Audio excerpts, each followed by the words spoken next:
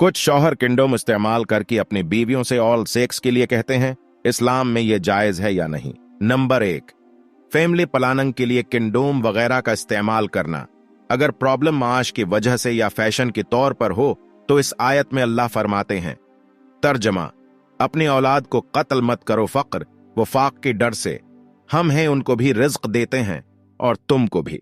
जायज नहीं है। रुए जमीन पर चलने वाले जो भी जानदार हैं उनका रिज्क अल्लाह की जुमा है। नेज ये अमल ख्वाहिश नबूई के खिलाफ है। हदीस पाक में आया है, ज्यादा मोहब्बत करने वाले और बच्चे जिनने वाली औरत से निकाह करो, क्यों कि मैं कल कयामत में तुम लोगों की तादाद की ज्यादती की वजह से दूसरी उम्मतों पर फख्र करूंगा। अलबत्ता अगर सेहत खराब हो, हमल बर्दाश्त करने की ताकत ना हो या इस्तक़रार हमल में ऐसी तकलीफ का अंदेशा हो जो नाकाबिल तहमिल हो या गूद की बच्चे के लिए मज़र हो और मुसलमान देनदार डॉक्टर का मशूरा हो, तो इन सूरतों में आरजी तौर पर सेहत व क़ुव्वत की बहाले तक उन चीज़ों की इजाज़त हो जाएगी।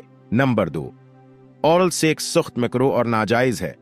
नंबर 3, इंदाम नहाने को चौसना फितरत सलीमा जिस पर इंसान को पैदा किया गया है के खिलाफ है। ये जानवरों की हरकत ही हदीस में फरमाया गया है, यानी हया ईमान का एक अहम शाबा है, इसलिए ये बेहयाई का तरीका है। गलबा शोत में तस्कीन शोत के लिए अलावा इंदाम नहाने चोसने के कुछ और फ़ैल मसलन बगलगीर होकर तस्कीन कर ले जाए या बोसा लेकर शोत में इजाफा वगैरह कर लिया करें।